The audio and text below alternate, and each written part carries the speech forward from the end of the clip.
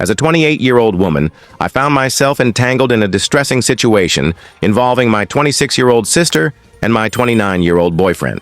With my sister's wedding just days away, I began noticing her increasingly odd behavior around my boyfriend. At first it was subtle, small gestures that left me uneasy.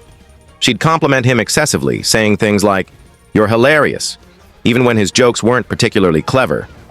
Her laughter was overly enthusiastic, ringing out at every comment he made. Initially, I brushed it off, thinking her wedding excitement might be making her overly friendly.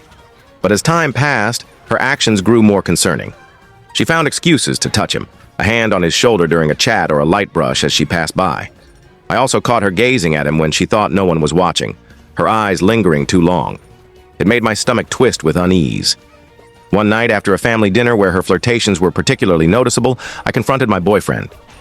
"Did you see how Sarah acted tonight?" I asked. He looked puzzled and responded, "What are you talking about?" I described her excessive laughter, the casual touches, and those lingering stares. He listened but then shrugged, saying, "You're reading too much into it. She's just caught up in the wedding buzz. It's nothing."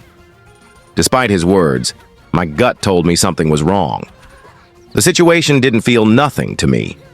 Determined to trust my instincts, I started watching her closely, hoping I was mistaken.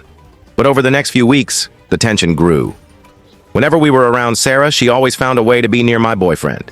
She'd sit beside him at every opportunity and ask for his help with wedding tasks, even when I was right there. During a family barbecue at my parents' house, I stepped inside briefly. When I returned, my heart sank. Sarah and my boyfriend were in a corner of the yard, standing far too close, her laughter ringing out as they spoke. The moment they saw me, they stepped apart quickly, and Sarah walked away as if nothing had happened. I held back my anger to avoid a scene, but confronted my boyfriend later that night. "What were you and Sarah talking about?" I asked, trying to stay calm. He seemed taken aback and said they were discussing wedding details, like the playlist. Unsatisfied, I pressed him on why they needed to stand so close for such a mundane conversation. He sighed, frustrated, and insisted I was imagining things. "She's just being friendly," he said. I couldn't hold back anymore and told him her behavior felt like blatant flirting, and his failure to set boundaries hurt me.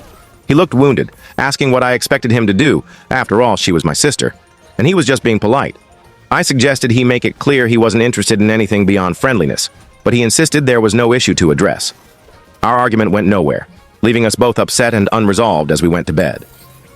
The next day, I knew I had to confront Sarah. Ignoring the issue was only making things worse. I called her and suggested we meet for coffee. She agreed cheerfully, seemingly oblivious to my concern. This shorts can't handle this full story. Click the link in the description to see full story. You need to watch this.